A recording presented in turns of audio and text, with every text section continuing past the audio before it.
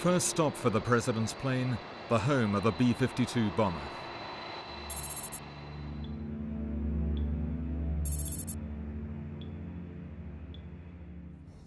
In some ways, landing was a bit more frightening than being in the air, because lining the runway were hundreds of soldiers in full combat gear, in armored personnel carriers, with the mounted machine guns. You know, it was just eerie. And once we got to the bottom of the steps, these 2 or 3 cars pulled up, and these military officers in fatigues, camouflage, have M16s, and they're jumping out and running around around Air Force One, yelling, "You take the left wing, I got the right wing, hurry!" And they're all yelling at each other.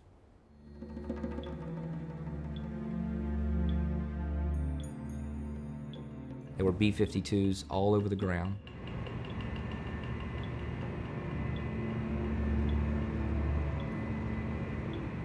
And then to be surrounded by these armed guards as the president is ushered down, not into a limousine, but into an armored personnel carrier.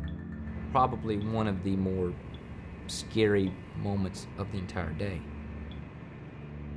The president is put inside a Humvee with a gun turret. A military convoy takes him to a building where he calls the vice president and the secretary of defense. By now, the country is on nuclear alert. America's borders have been sealed. A state of emergency has been declared in the nation's capital.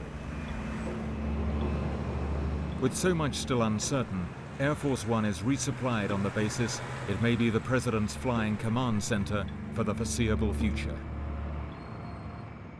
When they rolled down the supply truck and backed it up, they began unloading hundreds of gallons of water, loaf after loaf after loaf of bread, boxes of fruit, boxes of meat. They were preparing that plane to be airborne for a very, very long time. And more than anything else that happened that day, that was just a slap in the face of how real, how severe, how serious this whole situation really was.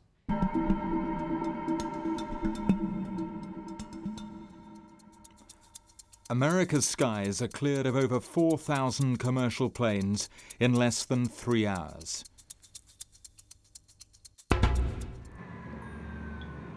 The president is advised that there are still concerns about possible hijackings of international flights.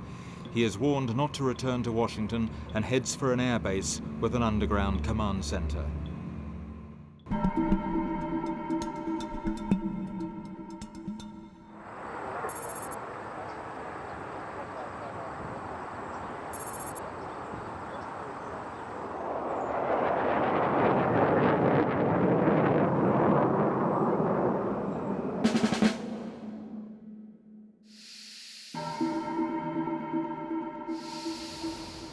The president is taken to a cinder block bunker 60 feet below the ground.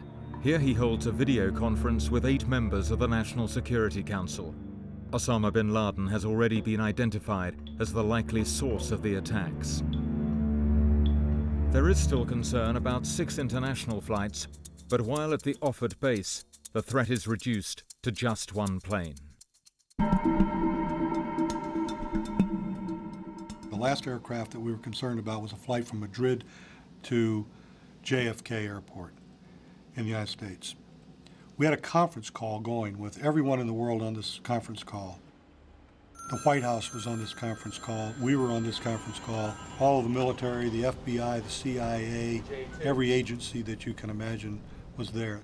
The president and the Secretary of Defense were on this conference call as well. And the president desperately wanted to get back to Washington, D.C. We were able to determine that that aircraft was not being hijacked by calling the company. The company confirmed that that aircraft had turned around, had been flown back indeed to Madrid, had landed, and they had talked to the pilot. We found that out by calling the company direct, and so I just picked up the conference call and said, Mr. President, we have confirmation that aircraft is turned around, is on the ground, and we have no other aircraft in the system. And with that, he got in his aircraft and flew back to Washington, D.C.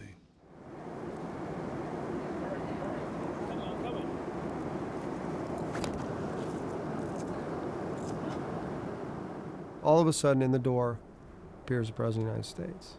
He waved away our notebooks, waved at us to put them away.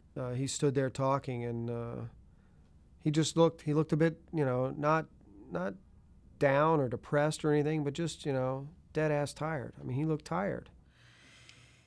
And we asked him, "Are you going to speak?" He said, "Probably."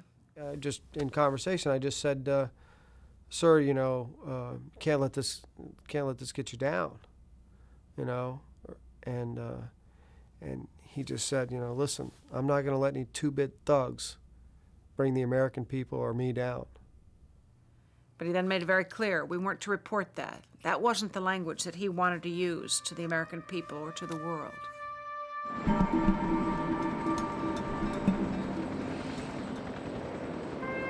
The president finally returns to Washington. In a matter of hours, the country has been changed. America had been found unprepared for a new type of war. Innocents had been lost. An escort of 6 helicopters was waiting for him. 300 fighters were defending the skies. America would soon realize there was no immunity from the world's conflicts. It was a traumatic day, of course, and I remember being glad to get back to Washington. And the chopper pilot flies by the Pentagon, and I saw one of the great symbols of our strength up in flames. And it reminded me that we're in a new war. It was a kind of a visual reminder about the struggles that laid ahead for our country. And it was an impressionable moment for me.